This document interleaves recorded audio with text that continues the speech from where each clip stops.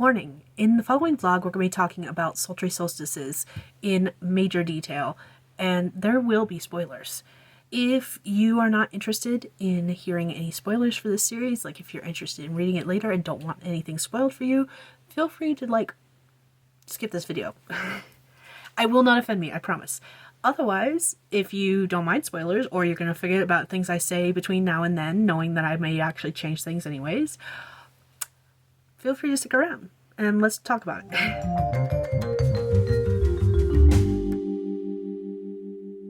Hey Dragonlings, welcome back to my channel. I'm doing a different kind of video today. It's essentially a vlog video because I can't be bothered to actually set this up well enough to be a video, but this clip is going to be too long for it to actually count as a vlog by itself because I just have too much I want to talk about. So this is what you're getting, and it's gonna have to deal. Plus this is a bonus video, so I can do whatever I want with it. And what I want to do with it right now is I want to talk about Sultry Solstices. I've been struggling with this series for a little bit now, and I need some help, and we're going to talk about it. And I've actually got notes for myself because there was so much I wanted to talk about that I needed to make sure I covered everything. So I gave myself notes. So what I want to talk about is I need some help with plotting. For the most part, this series is completely plotted. There's one story I'm struggling with, and we'll get into that because I'm going to talk about each of these stories in turn. And I'm going to talk about the series as a whole and the universe as a whole and stuff like that. But the other things I want to talk about is I need help figuring out how to format these stories. And again, we'll get into those details in a little bit. And then lastly, I want to talk about the covers for these stories because it's a work in progress.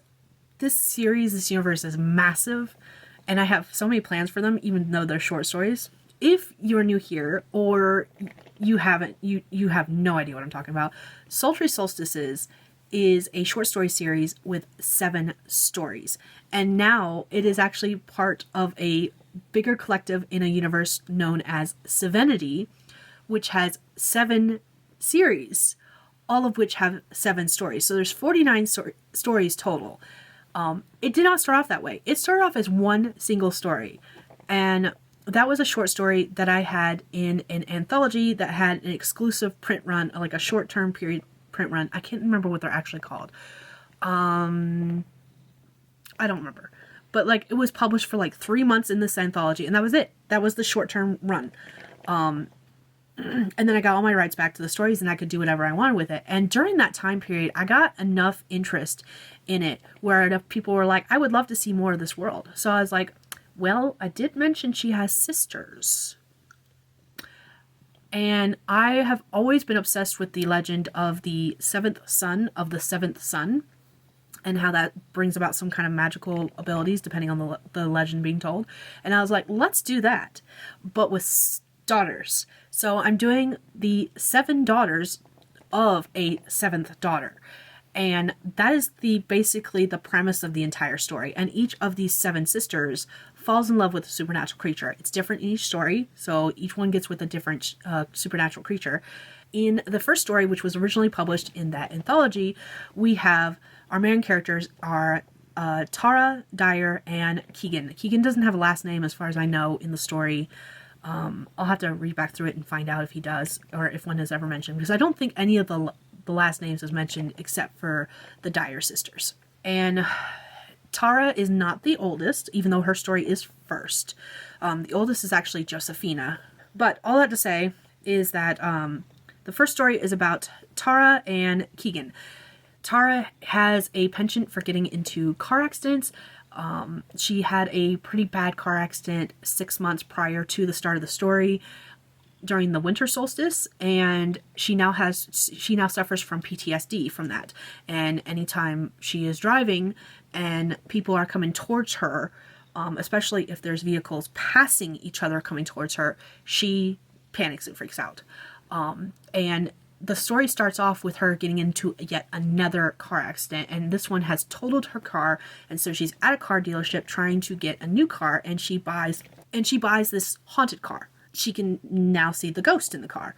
But the ghost insists that he is not dead, and so the story is all about finding his body and figuring out how to get his ghostly presence back into his body. It's very well hinted at in the original story, although never said outright, that he is not a ghost. I mean, he says he's not a ghost. He says he's not dead. But, like, there's no real explanation for that in the original story. Though in my mind, I knew it's because he wasn't a ghost. He was, in fact, a man who was just basically... Sorry, I keep getting cat hair.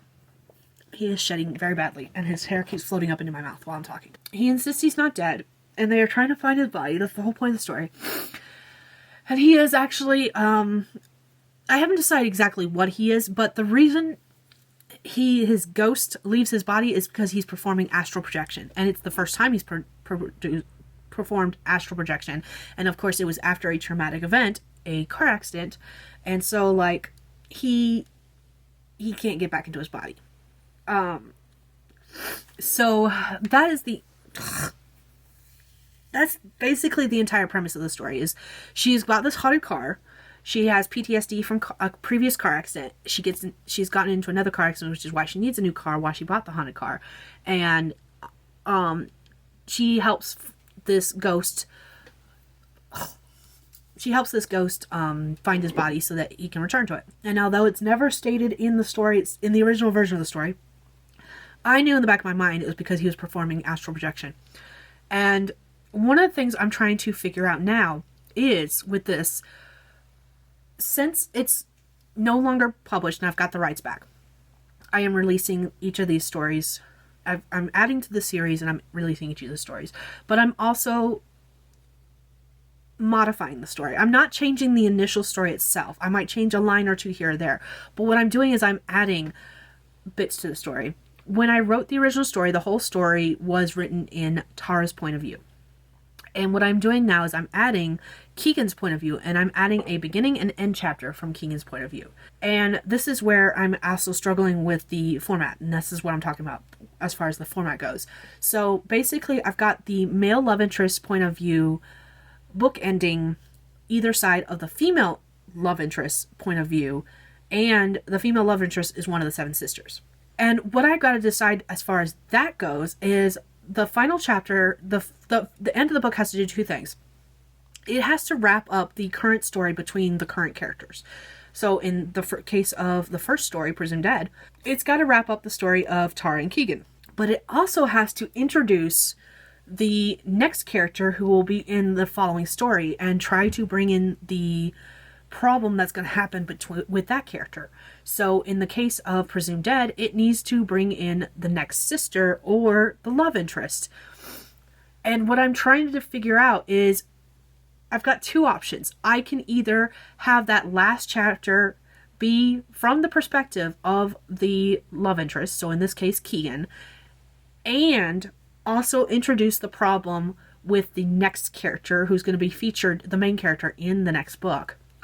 Or I can do these bookend chapters, wrap up the current character's story, and then do an epilogue, which introduces the next character.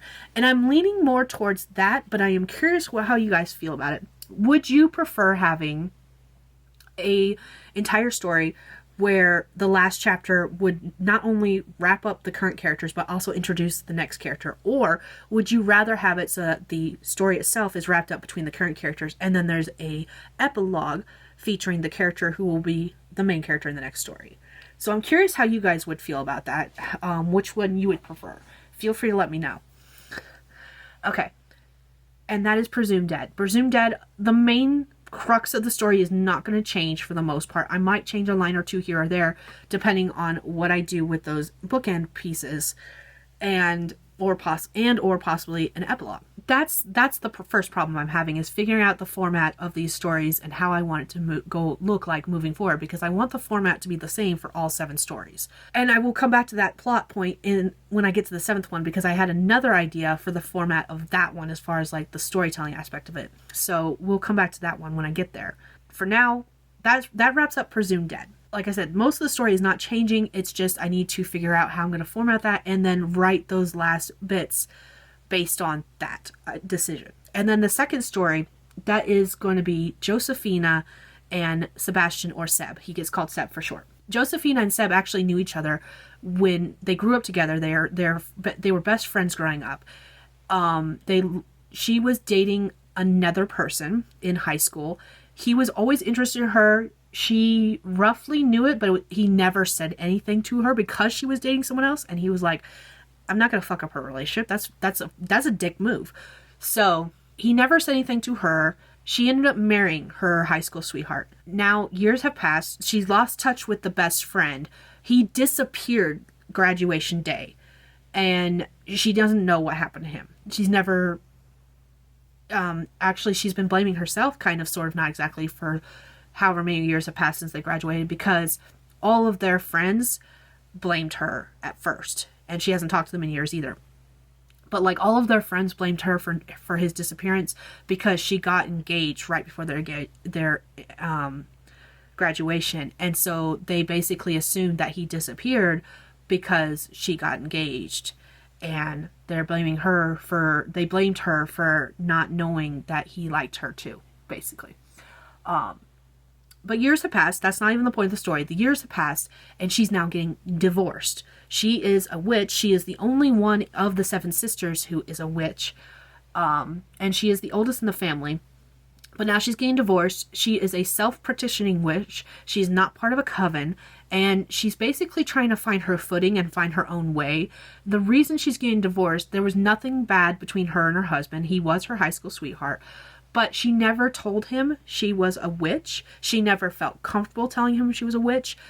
And it was just, even though it was a big part of her identity, it was not a big enough part of her identity that she wanted to reveal to him. So it basically came down to the fact that she was tired of hiding who she was, but didn't want to tell him who she was for whatever reason that she does not know or understand. And so it was one of those cases where they just needed to go separate ways. They needed to part paths. And so the story starts with her going to her first job after separating from her husband. Her husband is an NFL player, so she's never worked. She's been a house spouse, a trophy wife, depending on which way you want to look at it. The Dyer sisters are not hurting for money. They come from money. And so, like, she's never... It wasn't a matter of she married him only for his money. They were high school sweethearts. They did get along. They have a great relationship with each other. It's just that she just didn't feel comfortable telling him she was a witch and she was going to actively start practicing for money. So it was better for them to get divorced. And so their divorce has been finalized at the start of the story. And she is going on her first real big girl job as a witch since getting a divorce. And that's when she discovers that her client is Seb, her old friend who just disappeared. Except Seb didn't disappear because she got engaged to her high school boyfriend. Seb disappeared because the night before their graduation, he was attacked and turned into a vampire.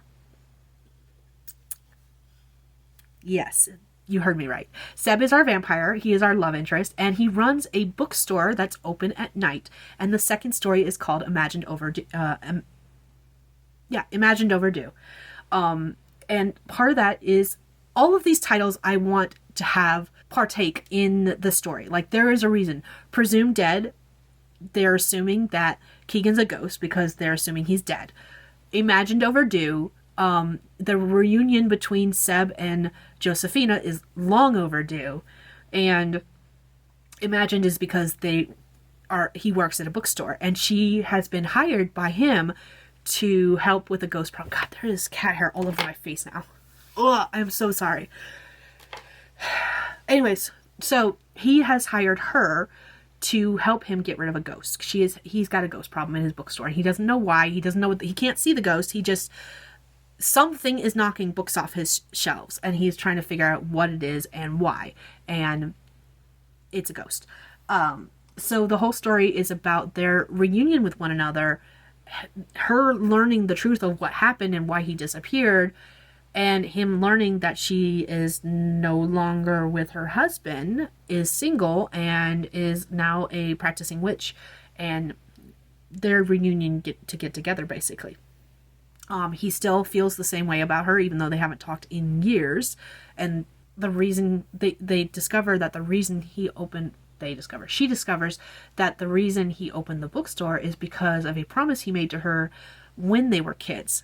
And it's just another factor into there. It's very much second chances, even though they never were together. And he never even revealed to her aloud that he was interested in her because she was dating someone else at the time. So, but he did make her a promise because as kids, one of the things they bonded over was books, and the fact that at the time she couldn't ever get to a bookstore while it was open because she was doing after school activities, and by the time she was done with all the after school activities, bookstores were closed. And so he made a promise to her when they were kids is that if he ever got the money to do so, he would open up a bookstore that was open at night. And of course, with him being a vampire, he can't have it open during the day.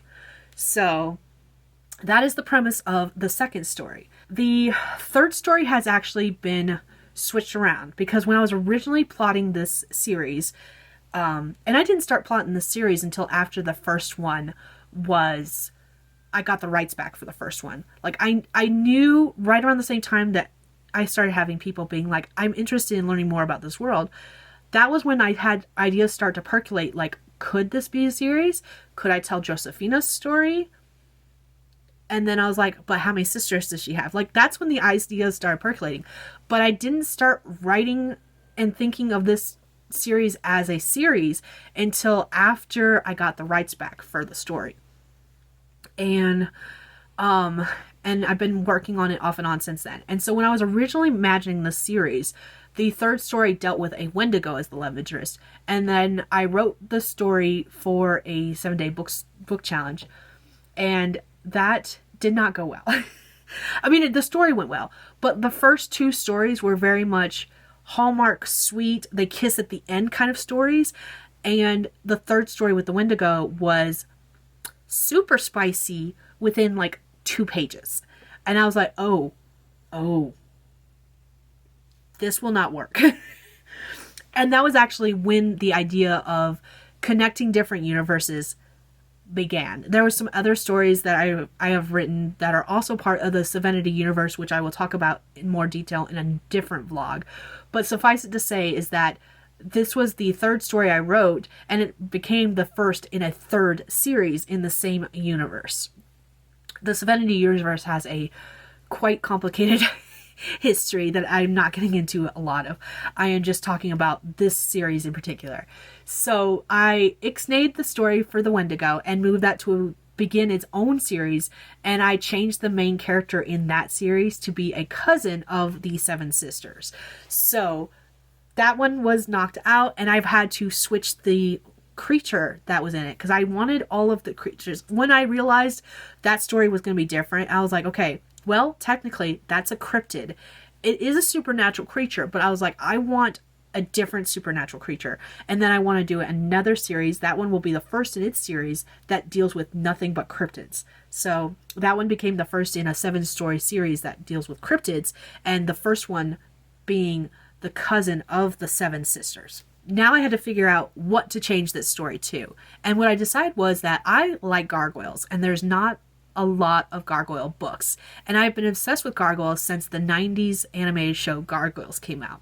And I was like, okay, so my love interest of that story is going to be a gargoyle. However, as I started writing these stories, I realized when I wrote the second one that I introduced a different sister's love interest in that story. And I was like, okay, that means I gotta switch up the order of these stories. So while the gargoyle story stayed, it moved down in the line of the order. And what replaced it was a different story dealing with a friend of Sebastian, or of Seb, and Josefina's sister. Seb's friend is named Enzo, and Enzo is short for Lorenzo, and Enzo is an orc. They were friends in high school. Seb and Enzo in high school were part of this garage band, and even as adults, now that they know Seb is a vampire, like he didn't hide it from his friends. When he came back to town, he did tell his friends in this garage band, hey, by the way, this is what happened and where I've been for the past few years. This all happened before he and Josefina met again. In fact, actually, it's Enzo that encourages him to call Josefina in the first place. So all that being said, Enzo is the male love interest in what is now the third story. And he is an orc, in this world. Again, it's very underground kind of supernatural creatures. Not many people know they exist. And what makes orcs different is that orcs are big, burly creatures, both men and women. And in Enzo's case, he is very much a gentle giant. He is a pacifist. He does not like fighting. He is very much of the mindset. He knows he is a big guy. He knows he's super strong. He knows all of this. And because of that, he avoids fighting as much as possible, because one of his biggest fears is that he will get blamed. Even if he's not part of any fight that starts, he is afraid that he will get blamed and everything will get pinned on him if someone gets hurt in a fight he is near. So he very much tries to avoid fighting. He very much tries to be out of any arguments. He does not want to take part in any arguments. Very much a pacifist. And unfortunately for him, this is the one I'm struggling with as far as these stories go. This one is called Isolated Tranquil. And where I'm struggling with this story is the fact that, to me, Enzo is isolated because of the fact that he is an orc and he is a big guy and he knows he knows exactly what he is. He knows he struggles with this. But Tranquil, because he tries to be the pacifist, he tries to keep the peace, he tries not to fight. And so I have a couple ideas for this story, but nothing is cemented, and this is the one I need help with. So if you have any ideas that can kind of coincide with the title Isolated Tranquil, feel free to let me know. But the thought process I have right now is that Zuri, who is the sister in this story, is a lawyer, and she works at a company that, unfortunately, her ex is also one of the people who works at this company. And her ex is the son of the partners, and he is very much close to being on his way to becoming partner himself. So her ex-boyfriend is someone who's very much... She is currently equal level with him as far as like where their position is in the company. However, very soon there's a possibility he will become partner and take over for his... I haven't decided if it's his mom or dad or both or whatever. But the CEOs of the company are related to him. The partners of the company are related to him. I don't know how lawyers work. This is one of those things I'll have to research. But there's a possibility that he will soon be one of the top people. He and Zuri are very much at the top level as far as they can go currently without being made partner. And there is a very good possibility that when his family members who are currently partners retire, he is a shoo-in. Both of them are good at their job, but he is her ex. And unfortunately, she wants him to remain an ex. He does not want to remain an ex. He sees they are very much a power couple. They were a power couple when they were dating. They just had different interests. Like it wasn't that they were a bad couple. It's just that she lost interest. She's not interested in him. She doesn't want to be with him. But he very much wants to be with her. And he keeps trying to convince her that they belong together, that they will do amazing together kind of thing. And again, he's not a bad guy. It's just that he is persistent and she is just does not want to have anything to do with this. And unfortunately, this is where the ideas kind of sort of grind to a halt with this one, because I know that's the kind of relationship that they have. However, what I'm thinking in my mind is that Enzo sees him bothering her at some point, probably during a concert that Josefina has dragged her to. And maybe he rode along with or showed up or was already there. I don't know. But in my head, what's going to happen is that something will happen with Enzo. He will see this man bothering this woman, and he knows this woman is related to Seb, his best friend, best friend's sister. And so he'll suddenly get like a protective bone in his body and be like, fuck this, and go into a rage and punch the ex. And that's gonna have consequences because of who the ex is and how much power he has. And so like the only thought that's going in my mind right now, and I'm very aware that it's very narrow-minded, and that's what I'm trying to work around, is I'm trying to broaden the possibilities that could happen with this story. But in my mind, at the moment, the only thing I can think of that could happen with this story is that he punches this ex in the face, and part of the reason it's called Isolated Tranquil is because this usually pacifist person is now considered a threat because he punched someone in the face, and methinks because of his strength, it's going to be a bad injury. Super bad, hospitalization kind of bad, even though it was a single punch. And he is in solitary because of the possibility of him being a threat. And that's where my ideas end. Like, I don't know from there how Zuri and Enzo would get together. I don't know how this story would end. And this is literally the only one I'm struggling with as far as this goes. I know how every other story will work, but this one is the one that's bothering me. So if you have any ideas, whether to keep these thoughts or to go a completely different direction, I am open to both. I am open to anything and everything as far as this story goes, as long as the initial idea of the story reverts back to the possibility of the title, which is Isolate Tranquil. Otherwise, I'm open to anything and everything. If you got suggestions, let me have them. I'm here for it. Following that one, that's when we get to the gargoyle story, which will be called Protected Alone. And in this one's case, the sister in this one is Jada. Jada works as she works in a museum, and she is a restorationist. I think that's the term. She restores relics. She patches them up, she fixes them, she restores them to their glory, she cleans them, stuff like that. And in my head, I don't know if this will work. This is another thing I have to research. I think I want it to be something. The idea came from when Notre Dame was burned, and in my head, what I want is there is this cathedral that was recently destroyed for whatever reason, and this gargoyle statue was brought into her museum to be restored and put on display. That's my thought process. I don't know how exactly it'll work. Again, I have to research it. But his statue is cracked. And Marcel is a gargoyle. And what will happen is that she's going to be working on his statue, trying to fix all the cracks in it when it shatters completely. And that's because Marcel is a gargoyle. He is a gargoyle, his creature, but the way gargoyles works is very similar to the 90s animated TV show in the fact that they are stone by day and they are living creatures by night. And they are protectors of whatever sanctuary. And methinks in my head, he has been stuck in his stone form for centuries. I haven't decided how long, because he rejected the advances of a sorceress, and in retaliation, she cursed him. And I think in my head, the reason his curse breaks is not because of Jada. I don't want his curse to be broken because a woman touched his statue, kind of thing.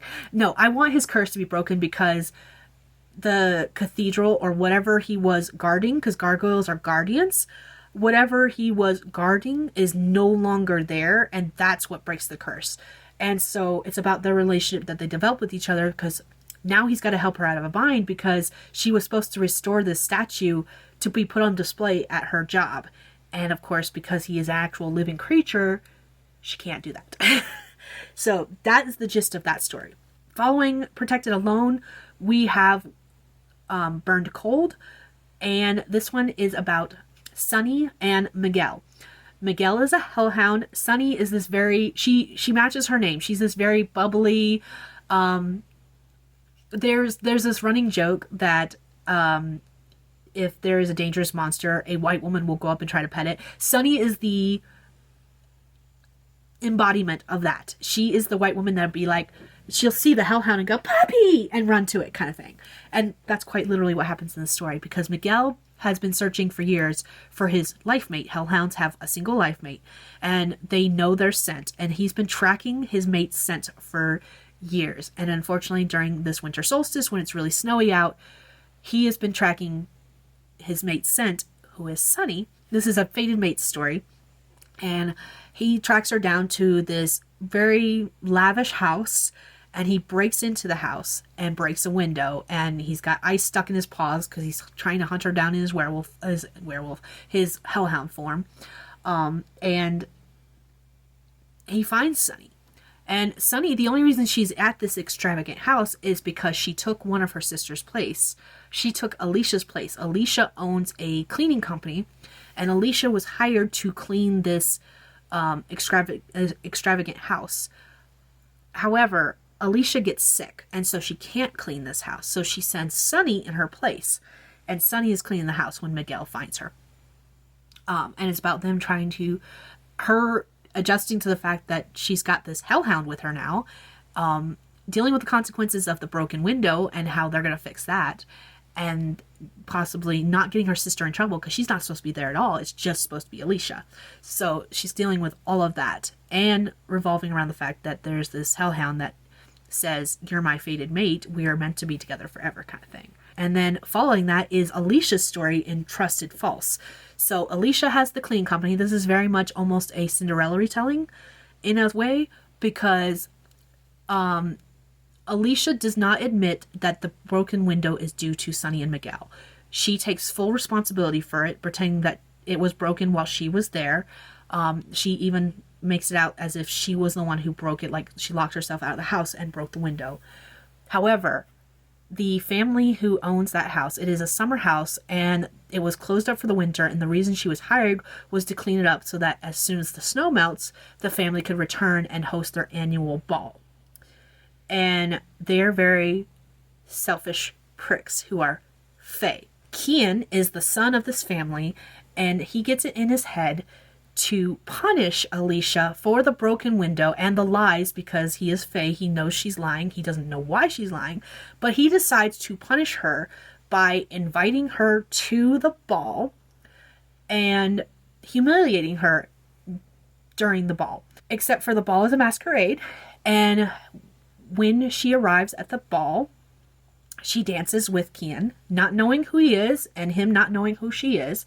And they have a fantastic time together. Of course, his moment comes when he gets a chance. I don't know exactly how he's going to humiliate her. I don't know exactly what his plan is. This is one of the things I still have to work out. But I do know that he is going to attempt to humiliate Alicia, and it will work, except for then he'll realize that Alicia is the woman he's been spending all night with, he's been dancing with, he is basically falling in love with, and he just crushed her. He just crushed her so hard. And it's going to be about him groveling to fix that problem. So that is their story. And then the last story is called Granted Existent. This is about Imari. Imari is the youngest daughter of these 7 sisters. She is the 7th daughter of the 7th daughter. And her partner in this story is Sahir, who is a jinn. This story actually starts long before the very first story. It starts before Presumed Dead. Presumed Dead starts 6 months after Tara's car accident, and Imari's story actually starts before that, before the car accident. Because what happens is Imari doesn't care about anything except she has 2 goals. She wants to get her degree in, I don't remember what the actual degree is called. I do have some notes on that, but I can't remember the exact name of it. But basically what she wants to do is she wants to travel the world and be a translator.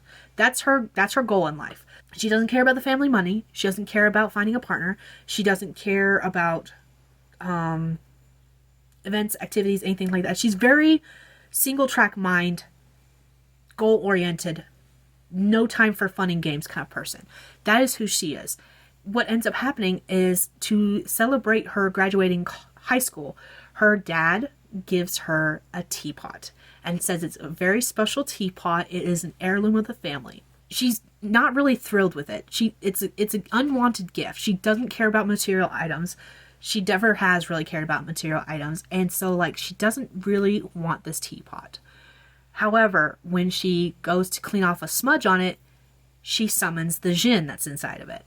And she learns that the reason this teapot is special is because it has a jinn that has been passed down in their family from one generation to another. And part of the reason they have the financial backing that they do is because of this jinn. This jinn, Sahir, is centuries old. He's been through many wars. He's had many masters. it's actually been a while since he's been summoned, because he actually can remember days when once upon a time it felt like he was summoned every day to complete different wishes for his masters. But over time, people have forgotten about him and what Jin can do, and so he's been summoned less and less. And unfortunately for Sahir, a Jin can only come out of their teapot or their encasement. That's not the word I'm looking for. I don't remember the exact word. They can only come out of their home, basically, when they are working for a master, when they are summoned and granting wishes. And so, like, he's trying to convince her to make her 3 wishes, because she is now his current master. And of course, that's the rule of thumb. She is his master. She has 3 wishes. He is trying to convince her to use her 3 wishes, except for, again, she's very goal-oriented. She doesn't care about material items. She doesn't want the wishes. And basically what happens, she only makes her first wish to basically get him off her back. But she's very clever about her first wish. And what she wishes for is a study partner to help her graduate from college. And it's the wording of it that needs to be important in this case. I'm still trying to figure out exactly how to word it, because the way her wish is going to work is that he will help her study for this test, thinking that's all he has to do. He bada bing, bada boom, he's done. And then she's like, no, I said help me until I graduate. And then he's like, oh shit, I'm stuck with her for 4 years until she graduates college. And so, like, he's grumpy about this, but at the same time, he's like, yeah, I get to be in the real world for 4 full fucking years, kind of thing. And they get to know each other over time. And of course, then Tara gets in her car accident, the initial car accident that starts the whole thing off. And she questions Sahir about her ability to make wishes. And she's like, do I have to wait until this first wish is fulfilled before I make my second one? Or can I make my second wish now? And he doesn't know the answer, so they try it. And what she wishes for is that her family will have extraordinary partners. Again, I still have to figure out the wording of it, but it's the extraordinary part that's important for this. In the first wish, it's the fact that she said graduate, so that he has to stay with her and help her study and help her graduate. And the second wish, it's the fact that she said that she wanted all of her family to have extraordinary partners. And that's actually what kicks off the entire series, is this particular wish. Because with her making that wish, this was a way for me to tie not only her sisters, but her cousin. And possibly any other family members that may show up throughout the different series. And her wish for them to have extraordinary partners is what starts the ball rolling with everyone meeting all these supernatural creatures. So that's her wish of the extraordinary men, is why Tara meets someone with astral projection. Why Josephina doesn't feel comfortable with her current husband and gets divorced, and then gets with Seb, her long lost best friend, and kind of has a second chance romance with him. It's why Zuri and Enzo work out. It's why Miguel's partner, his fated mate, is Jada. And it's why, I think I mixed people up. Sunny. It's why Marcel and Jada meet. It's why Alicia and Kian meet. Like, her wish for her sisters, her family members, to have extraordinary partners is why all of a sudden everyone is meeting all these supernatural creatures and partnering with these supernatural creatures. And again, it's one of those wishes that takes a little bit to do, because it's not an all-in-one, boom, done kind of thing. And because of when she makes this wish on the same day her sister gets in a car accident. And so, like, it's on the solstice. And so her sisters start meeting their partners on the days of the solstice. And they start having, it falls on a solstice, whether it's a summer solstice or winter solstice. And that's how I'm tying all of the stories in. And Imari's story with Sahir it's a slow burn romance because it covers so many years. It covers 4 to 5 years. The timeline is one of the things I'm still working on. I want to download Aeon Timeline in order to kind of map out timelines, because I'm bad with timelines. I have tried graphing it on paper, but I need to visually see it and put all of the little markers of, like, Tara's car accident, Imari gets the teapot, Amari summons Sahir, and stuff like that. I need everything on the same timeline, and I can't fit it all on paper. So that's one of the things I do still need to do, is map out the timeline. But suffice it to say that her second wish is just like the first wish in the fact that it's going to take a long time to fulfill, because it's not going to be everyone meets their partner on the same day, on the same time kind of thing. Her wish takes a while. And so, again, Sahir is stuck with her until her wish comes true. And all this time, he is pushing for her to make wishes, but at the same time, because he already knows based on the first wish, he's stuck with her for 4 years and they get to know each other. He's not pushing as hard as he could. And the story will basically wrap up when her sister, Alicia, and Kian get engaged. And Kian, of course, just like the Dyer family, the Dyer sisters all come from money. Kian obviously comes from money as well. He is a fae. They have that extravagant summer home that they only use during the summer, and leave locked up during the winter. And when they get engaged, they take the whole family on a cruise. And I know exactly how this series is going to wrap up. I know the last line. I've got the last bit written. I know this one, probably the best of all 7, honestly, because of the fact that I was trying to map it out so I knew what was going on with it, so that all the rest of the stories could fall into place during the timeline. Will I probably have to shift some things around and change some stuff? Of course, yes, I know. That's not the point. The point is, like, I know the exact last line. I know how this story's going to end, and I know what Imari's last wish is going to be, because of course they've gotten to know each other all this time. They have become friends. It's very much a friends to lovers kind of thing. It's very much a slow burn. I wouldn't go as far as to say they're enemies, but like their interest in each other is 0. He wants her to make her wishes so that he can go back to his lamp and find his next master, and she doesn't care about material items. She just uses the wishes to like get him to shut up kind of thing. So like they very much know. They're not interested in one another. And as they come to know each other over time, that's how their friendship develops and how it eventually becomes almost this romance. They never actually get together until the end. And that's how I want it to end, is I want her last wish to basically be, her whole goal this whole time was to become an interpreter and to travel the world. And she's come to know over time that when her wish is fulfilled, he will leave her. Because that's what his job is to do. His job is to, hold on, I gotta plug this in.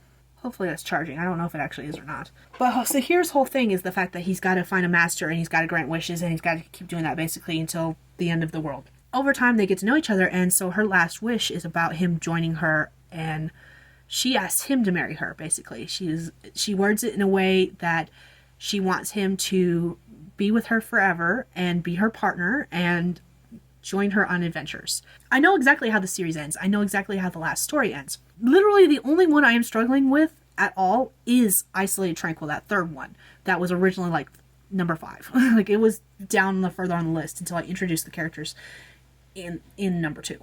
Because I introduced Enzo's character as the best friend of Seb. So, my mistake.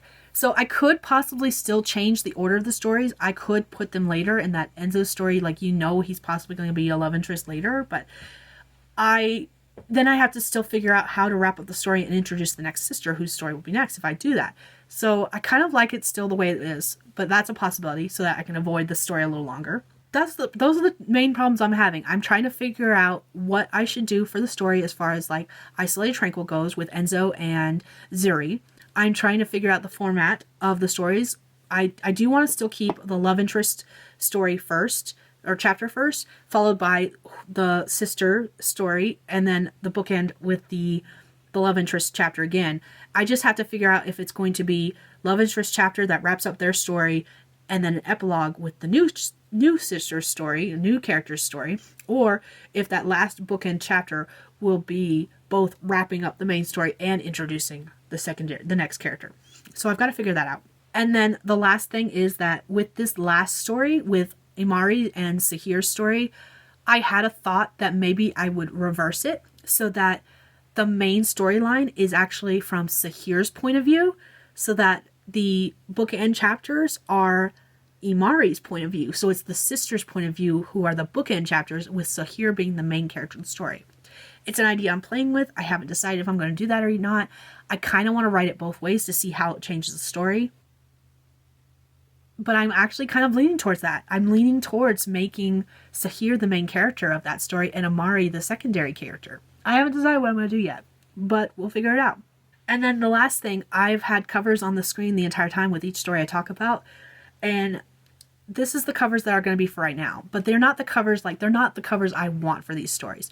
I do like the overall covers for them. However, what I want in place of where I have the silhouettes of the male love interests, I want custom character art. So I don't know if y'all remember, and I saw this with mostly historical fiction or historical romance. So my example is not going to be good. And I don't have one. So I can't do anything more than tell you what I remember and how it looked. And hopefully you guys know what I'm talking about. But do you remember when they had peekaboo covers? When the cover was whole except for there'd be a circle cut out in the center of the book. And when you opened the cover, the artwork that was on the cover was the full artwork that you got a peekaboo of, so that you saw the characters through the hole and you could stick your hand through the hole in the cover. And underneath was that cover image. And it was mostly with the mass market paperbacks and mostly with historical, which is why I pulled down the historical, because originally I was going to show you before I realized that this almost had what I was talking about, except for it's not got the cutaway cover and the cover image on the inside. Does anyone else remember those covers? I want the covers of this series and all of the series in the Sevenity universe to have something like that. It won't be exactly the same because obviously with being indie published, I can't do the peekaboo cover with the cutaway, but I want to do something like that. The reason I have the circles on the cover, as far as what is in the circle, will be the peekaboo cover image. And what I want to do is I want to do custom character art, and that circle will not have the silhouettes of the love interest, but that custom character art. And then what I want is I want full custom character art, and I will have the circle being a zoomed in portion of the main characters. And then when you open the book, if you have a paperback, if you open the book, it'll have the full cover art there. Obviously, it won't be actually a peekaboo cover. It won't be a circle cutout, but I'll have the cover art, the character art on the cover. And then when you open it up, it'll have the full character art. And then for the ebook, obviously, the cover will still be the same. It'll have the character art in the circle with a full image of the full character art when you open up the ebook. That's my plans. I've seen different covers with artwork that I'm very much interested in. I will flash them across the screen. I'm actually following a couple different artists on Instagram who do some covers like this, whose artwork I like. That being said, if you know someone with very similar artwork to these styles, who I'm not looking to purchase anything anytime soon. I do not have the money, the funds.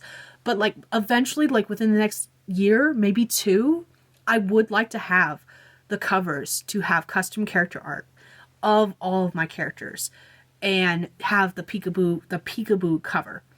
So if you know someone with this style of artwork, or even if their commissions aren't open now, I would love to have links to them, because I will eventually be looking for character artwork like this, so that I can start including it and start saving up money to get the custom character art that I want. Because I do want to change the covers to have said character artwork. And yeah, I know that 2 things with all these covers I'm showing you. Most of these stories, if not all, because I haven't read them all, so I don't know. Most of these stories are for spicy books, and my books are not spicy. But and I also know that the covers, the art style is all over the place as far as range goes. But this is what I'm looking for, something similar to these.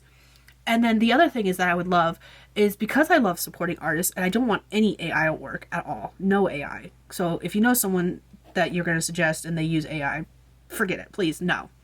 But I would like, in a perfect world, to keep the same artist for all 7 series. So they would be doing 49 different pieces of character art in the end.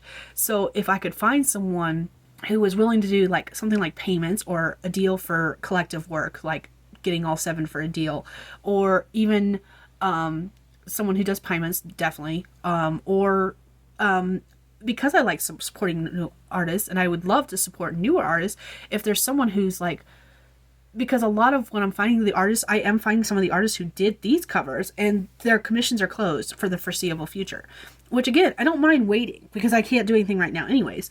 But like, I know that those who are newer to doing artwork commissions, I don't necessarily need them to be cheaper, but I know that they'll be available. And that's more what I'm looking for, was when I'm ready to buy, I want to be able to say, this is what I'm thinking, here's some inspo pictures, can we make this work, kind of thing. And I don't have a problem with going on Fiverr and doing anything like that.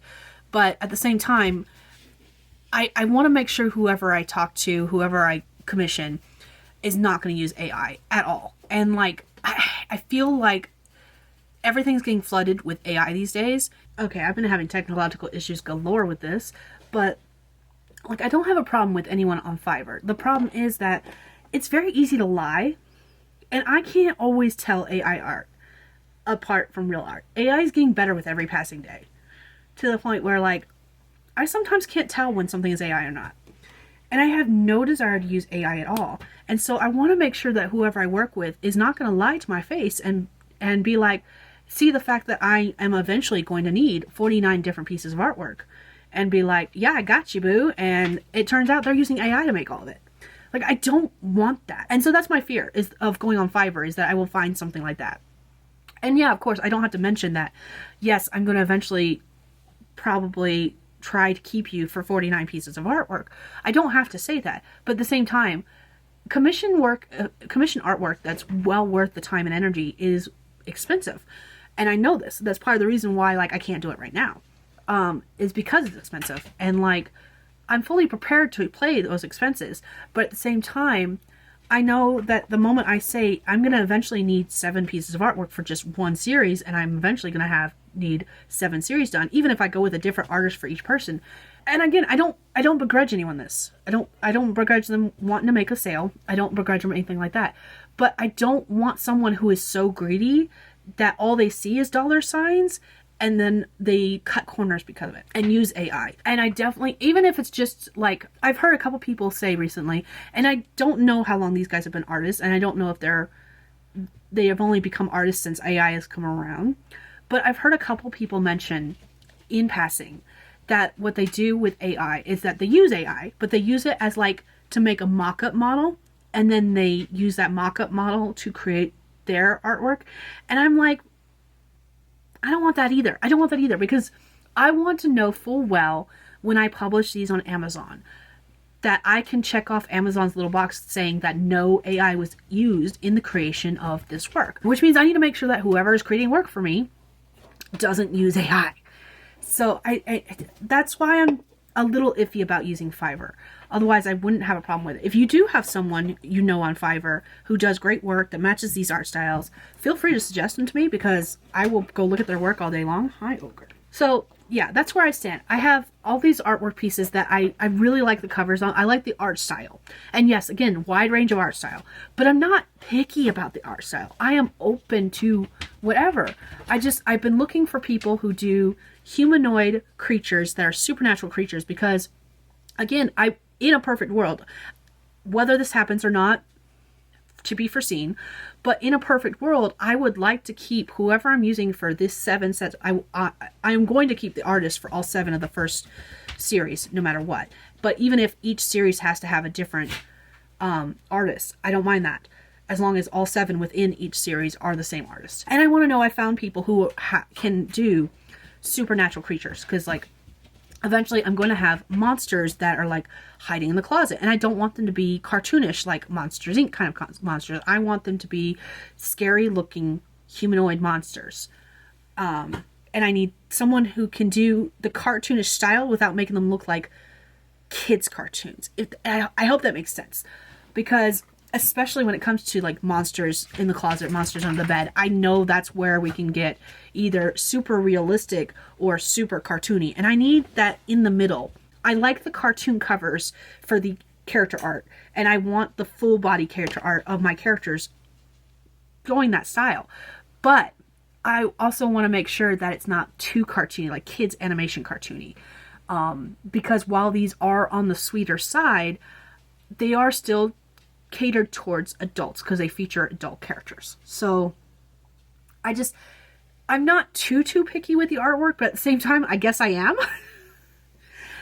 I know what I like, and I want to be able to find someone who can do that.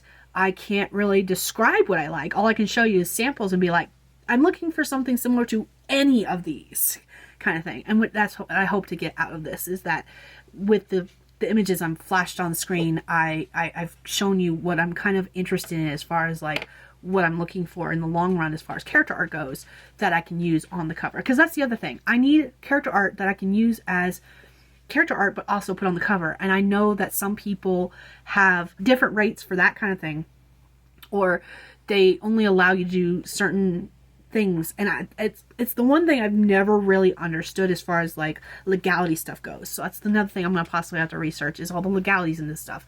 I will have to be clear with whoever I'm working with. This is what I want. I want character art to include images in the book, but I also want character art to use on the cover. Here's what I'm going for, kind of thing. And I want them to know up front what my plan is to use the character art, because not only do I eventually want to use the character art on just the cover and inside the book itself, I do eventually would love to get, I see people all the time with postcard character art, like character art prints, and if I'm going to spend the money to get character art, I want prints as well, and I want to be able to include those if I sell physical copies of books. Especially like with these short stories, I'm not putting out the individual short stories as books. I will be putting out an omnibus of the 7 stories together. I don't know why I said 6. The 7 stories together. So when I hit that point and I put the omnibus out, it will come out as ebook and paperback, whereas the individual stories are only going to come out as ebook. So that's something else to keep in mind, is that I've got to figure out whoever I work with, I need to let them know especially what I'm looking for so I can make sure I can do all this stuff. What are you doing? So yeah, that's just additional thoughts I needed to add in here real quick and showcase some of the covers I've been looking at for different, like as far as like the art style goes for what I'm looking for eventually my covers. But for now, I'm just going to use these silhouettes and it'll be good enough. Like the character art is like an eventual down the road kind of thing, because I do not have the funds for it anytime soon. Someday. So yeah, that's everything I'm thinking about with this series. I've got decisions to make. I gotta figure out what I'm doing with that one story, and then I just gotta start writing them and getting them all these ideas together. If you've made it this far in the video, congratulations. You now know how my brain works and how I put things together. I did put notes, because I started trying to talk about this and I kept jumping back and forth between ideas, so I was trying to structure my thoughts. So I did write notes eventually. But if you have any ideas, thoughts and prayers, I don't know. If you have any ideas that you think would work for this, let me know in the comments. And if you made it this far in the video, feel free to share any kind of supernatural creature emoji that kind of fits with the supernatural creatures that are the love interests, whether it's the ghost / astral projection, vampire, orc, being strong, gargoyle made of stone, hellhound, fae, genie. Feel free to leave me any kind of emoji or all emojis that you think relate to that. Anyways, I'm going to go ahead and cut this off here. This is very long already, and this is why I wanted to make its own little vlog, because I knew it was just going to be too much to talk about in a single clip for a vlog, a longer vlog. So it's getting its own vlog. It'll be a bonus video. And yeah, that's all I have for you guys today. I will see you guys all in my next video vlog, whichever one gets published first. Thank you all for joining me, and I will see you all later. Bye, Dragonlings.